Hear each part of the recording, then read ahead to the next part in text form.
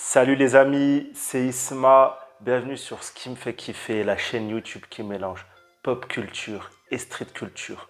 On se retrouve aujourd'hui pour parler de Kenobi, la dernière série Disney+, très attendue dans l'univers de Star Wars et par la communauté Star Wars. Cette série a des enjeux colossaux.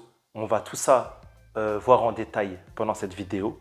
Avant tout, message de routine, abonne-toi, like, commente et partage. Je fais une chaîne YouTube qui mélange deux univers, la pop culture, la street culture, voilà. J'espère que ça va plaire à un maximum de personnes. J'ai pas envie de me ranger avec une étiquette dans une seule catégorie, voilà. Si tu aimes le contenu street culture, tu suis, tu regardes, ne te force pas. Si tu aimes le contenu pop culture, tu suis, tu regardes. Voilà, rien n'oblige personne à regarder quoi que ce soit. Voilà les amis.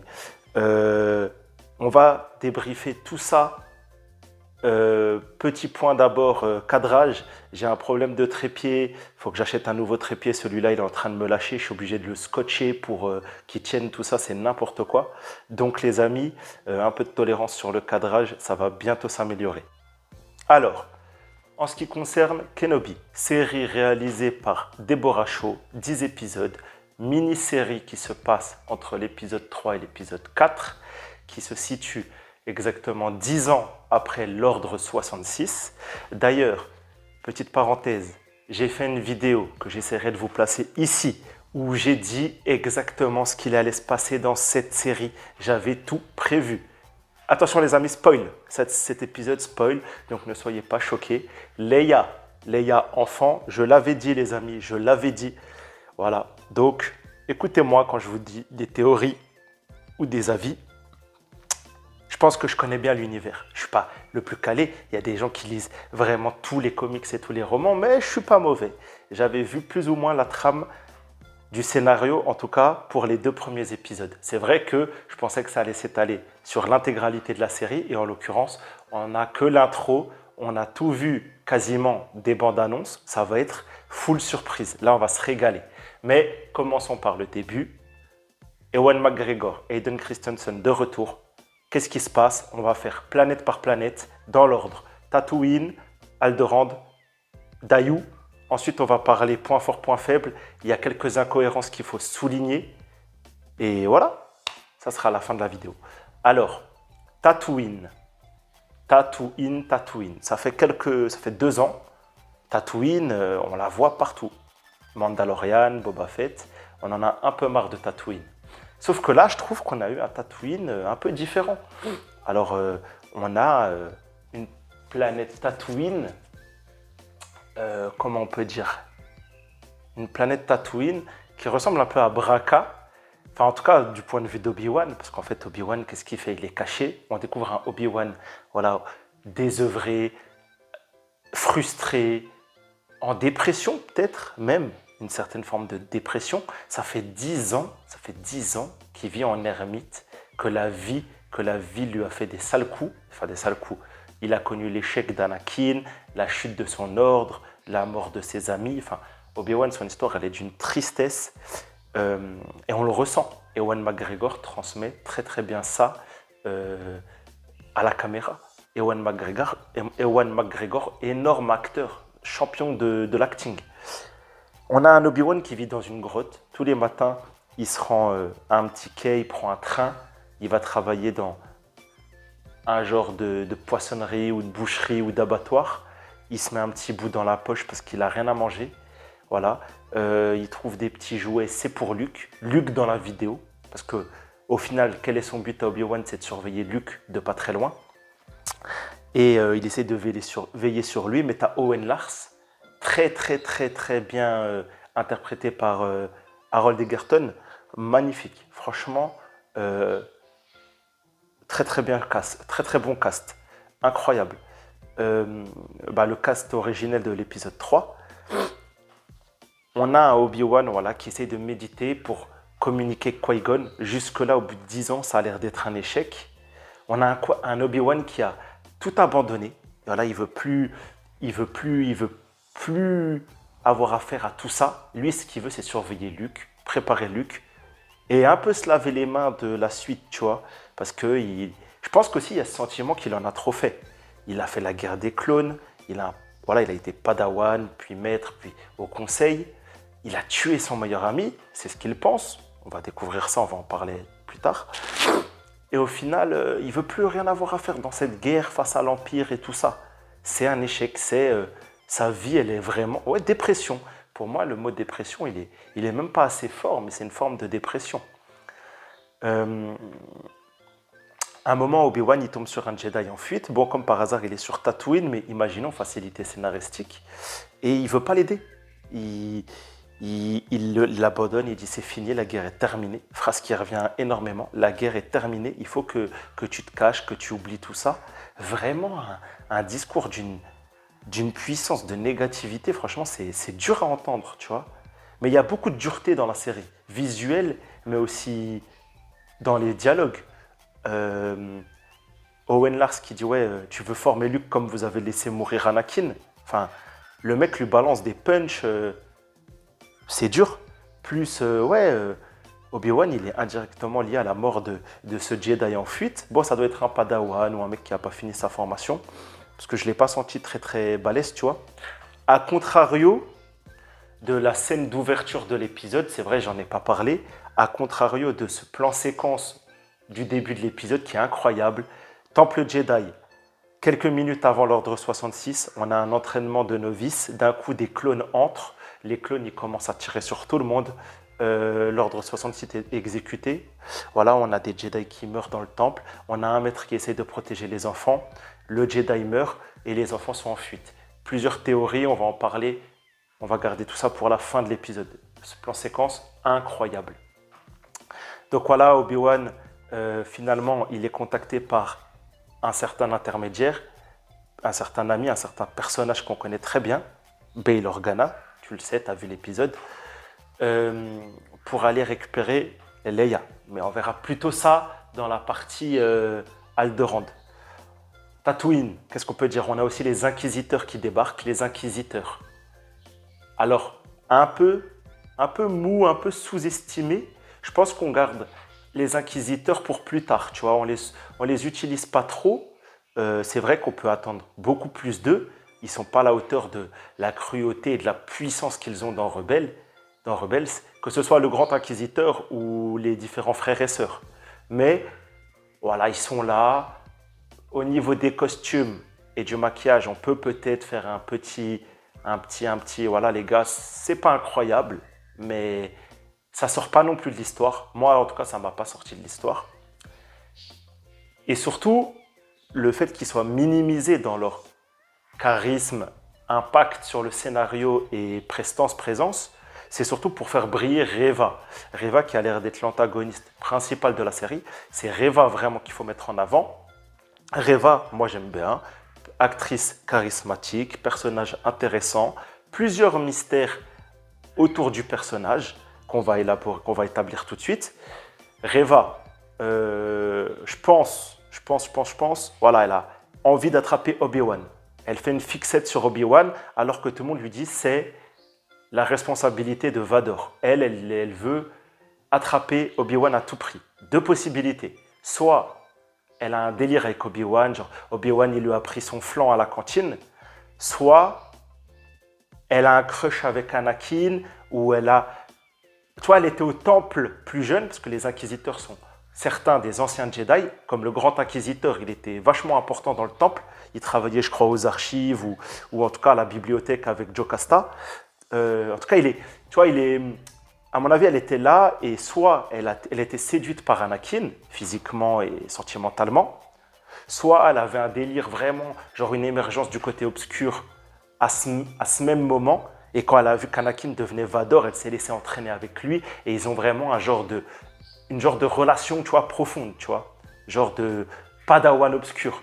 Genre Reva, apprenti de Vador. Je sais pas, hein. Là je suis vraiment pas sûr de ce que je dis. Ou bien tout simplement, Vador, il a pris par affection Reva, il voit une Ahsoka, tu vois, une Ahsoka un peu obscure.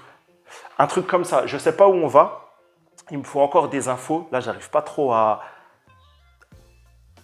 déterminer un peu vraiment là où on va. Mais en tout cas, il y a cette idée, voilà, soit Reva, elle fait ça pour Anakin, soit elle s'en bat les reins d'Anakin et elle, son but, c'est vraiment de liquider Obi-Wan. Voilà, donc les inquisiteurs, sur les différentes villes de Tatooine, voilà, ils essaient de faire la terreur. C'est Reva qui arrive. Des visuels vraiment violents dans cette série. Une main coupée, un mec pendu. Voilà, vraiment la série Disney+, la plus... qui tente d'être le plus dur visuellement et verbalement. Voilà pour Tatooine, les grandes choses à dire. L'arc Tatooine se finit avec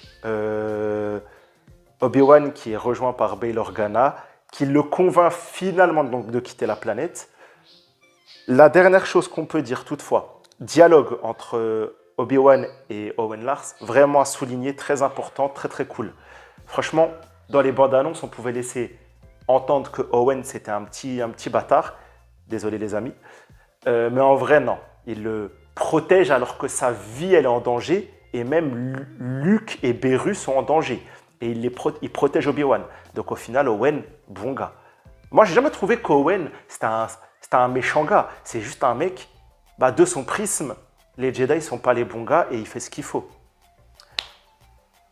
Donc, voilà pour Tatooine. Beaucoup de bonnes choses, très prometteur. On attend la suite. Je pense qu'on retournera sur Tatooine seulement à la fin de la série.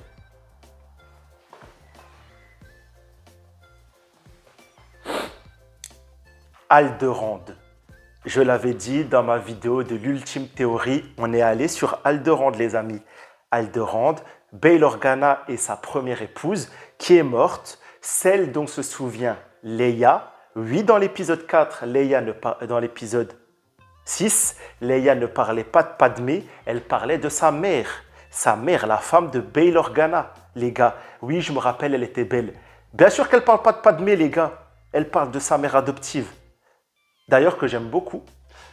D'ailleurs,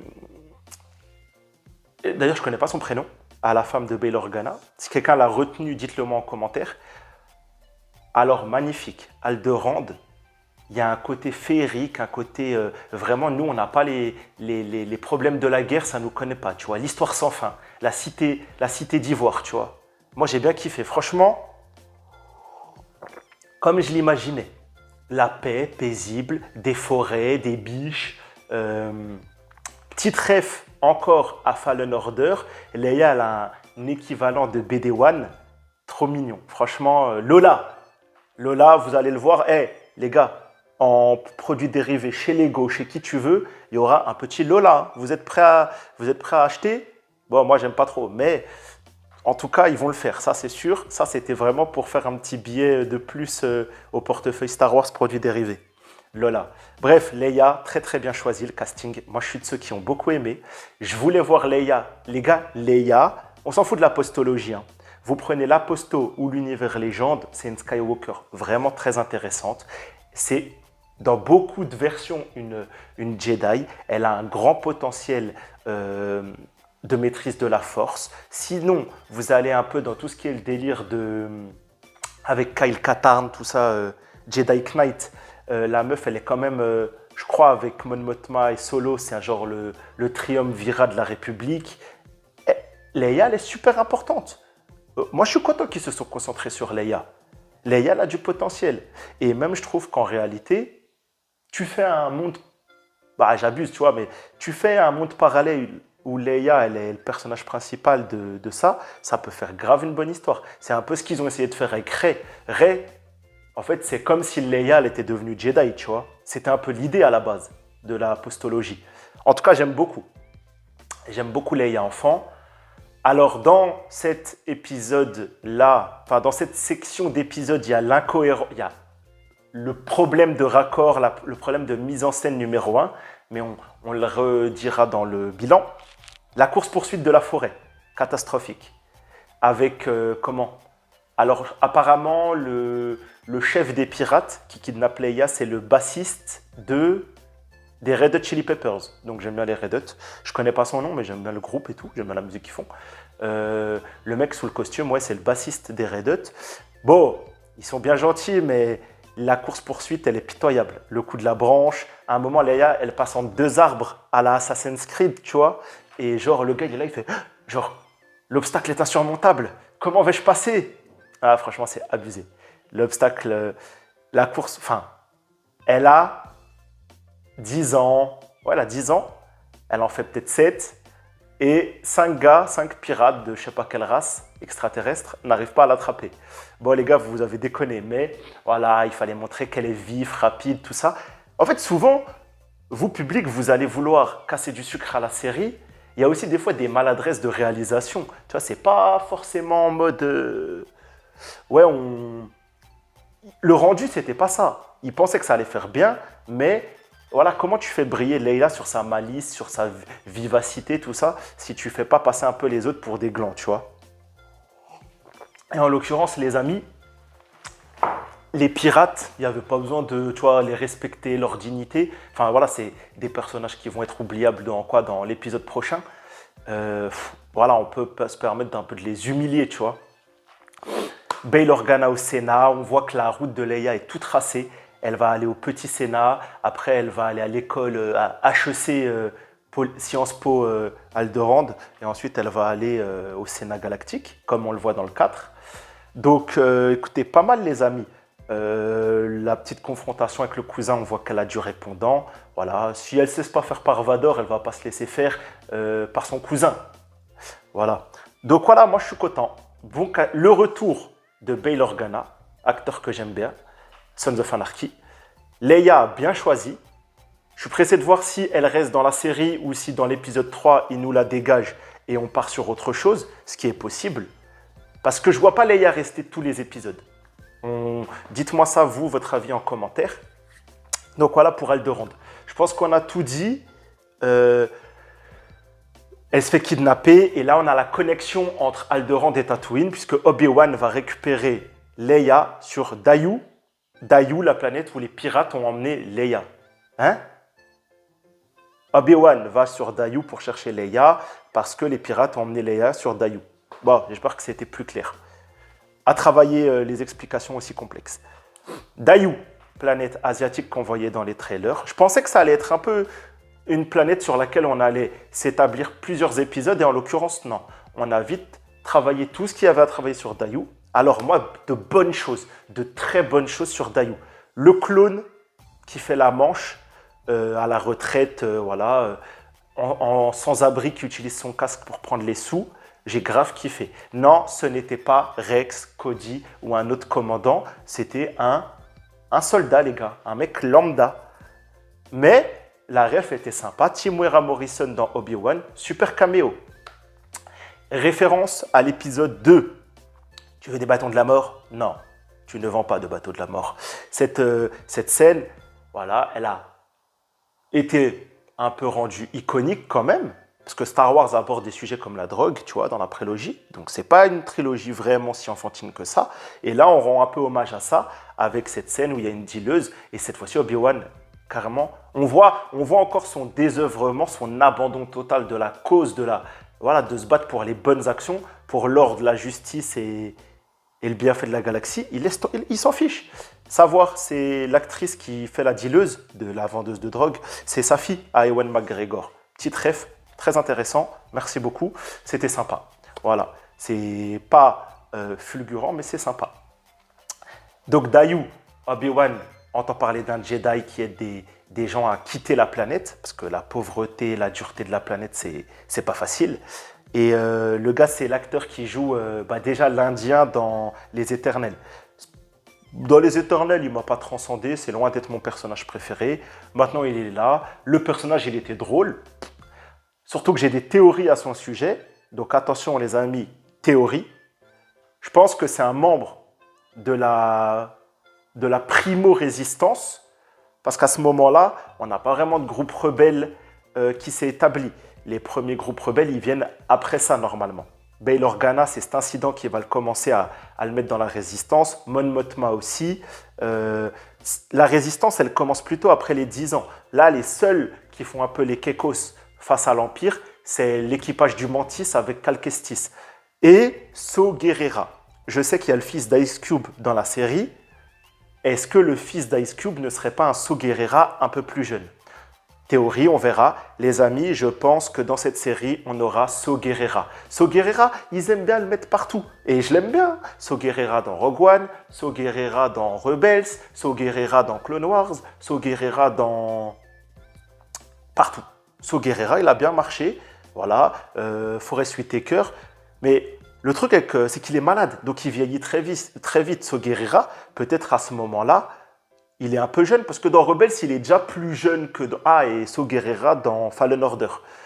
À mon avis, les amis, l'Indien, là, le faux Jedi, l'escroc, comme j'aime l'appeler, celui qui utilise des technologies pour faire croire que c'est un Jedi, je pense qu'il fait partie de la primo-alliance rebelle. Voilà. Et à mon avis, il a dit, ouais, j'ai un contact qui va te récupérer sur cette planète. Je pense que c'est Saw Gerrera. Je pense que c'est Saw Gerrera. Écoutez-moi les amis, si j'ai raison, voilà, dites-le. Dites-le, t'es trop fort en commentaire. T'es trop fort. T'es un visionnaire. Dites, j'ai le troisième œil. Alors que je suis malvoyant. Bref, je m'égare. La série, elle me rend fou. J'ai trop kiffé. Je les ai vus qu'une seule fois. Je pense que d'ici vendredi, je vais regarder à nouveau les épisodes parce qu'ils m'ont trop fait plaisir. Donc, Dayu... après tout ça, Obi-Wan, il récupère la fille. On a quelques scènes intéressantes, mais on voit qu'il s'est déconnecté de la force. Il est faible. Au combat, il se débrouille, mais voilà, il a un peu perdu la main. Normal, 10 ans d'inactivité. Enfin, tu vois, tu abandonnes, tu t'entraînes plus, tout ça, c'est normal, tu perds la main. Finalement, bah, voilà, il retrouve la fille, il la sauve. Il y a un moment où il doit se reconnecter d'urgence avec la force pour empêcher qu'elle s'écrase au sol parce qu'elle chute d'un bâtiment. Rien à dire sur ça. Vient ensuite quelques scènes d'incohérence suivantes. Là, par contre, voilà, on mettra ça dans la liste des points négatifs. On a quand même déjà une scène qui dure, je sais pas, 3 minutes où tu as Reva qui voit visuellement Obi-Wan libérer la fille. Parce qu'il faut savoir que les pirates sur Alderaan, c'est pas anodin. C'est Reva qui les a missionnés parce qu'elle veut tellement attraper Obi-Wan qu'elle s'est dit « Ah, Kenobi, il était pote avec Organa. Si je kidnappe la fille d'Organa, sans savoir que c'est une Skywalker, il va aller la sauver. » Bah, ballot pour les Organa. Enfin, Leia, elle se retrouve en danger de la façon la plus bête possible, tu vois. Alors que Luke... voilà. Franchement, c'était intéressant comment c'était amené.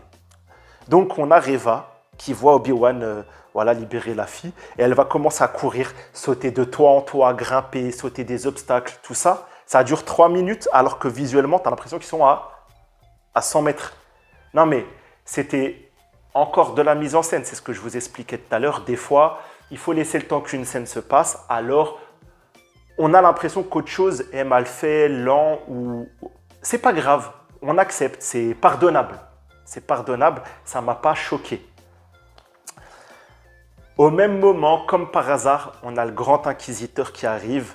Ils ont une confrontation, lui et Reva. Reva lui met un coup qui a l'air fatal. Les amis, la série, elle est chapeautée par Dave Filoni et Favreau. Vous inquiétez pas, il n'y a pas d'incohérence aussi immense que ça. Il n'est pas mort, il est dans Rebels. C'est Kanan qui le vaincra. Donc les gars, vous avez vu Fennec revenir à la vie. Vous avez vu Vador être soigné quasiment en intégralité. J'avais d'autres références. La mort dans Star Wars.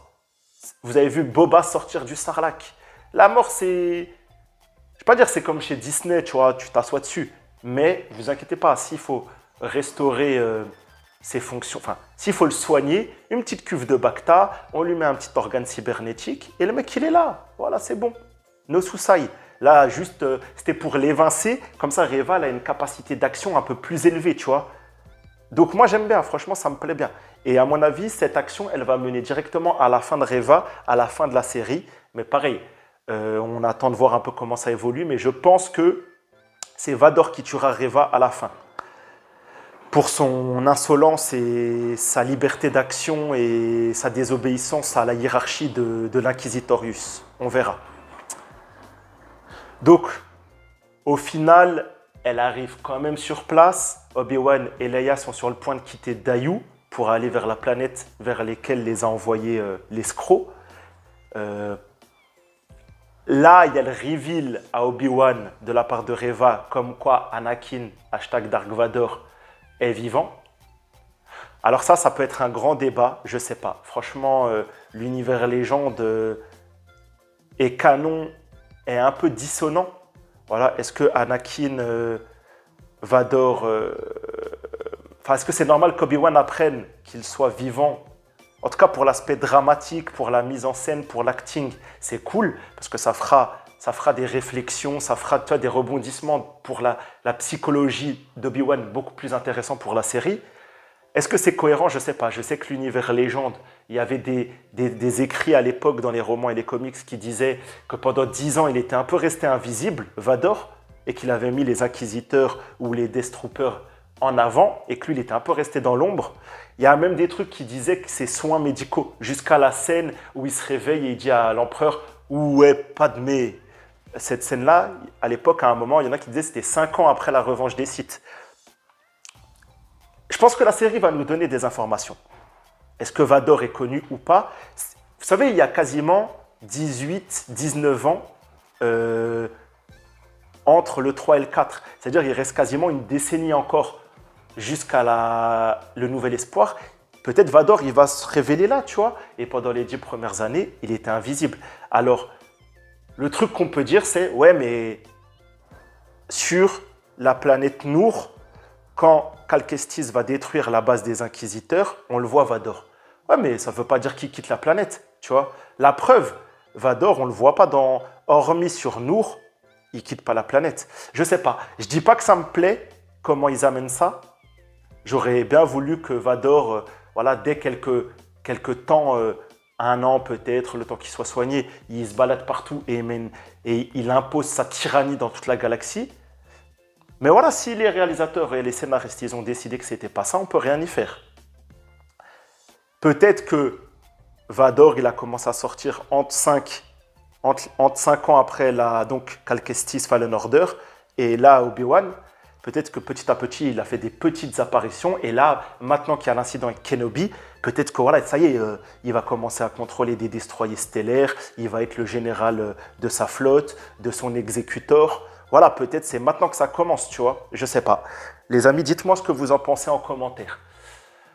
Donc voilà, reveal. Et l'épisode se termine avec un Anakin Skywalker dans la cuve de Bacta, même pas en armure. Voilà, on voit qu'il est en soins, qu'il se réveille. Tout est à faire encore dans les épisodes à venir. Donc, il ne faut pas être négatif, ça va être très très bien les amis. Les incohérences ne sont pas catastrophiques. Il faut juste des compléments d'information. C'est ça qu'il faut se rappeler. Il faut des compléments d'information dans les épisodes qui viennent. Mais rien n'est dramatique. Il n'y a aucune vraie incohérence pour l'instant.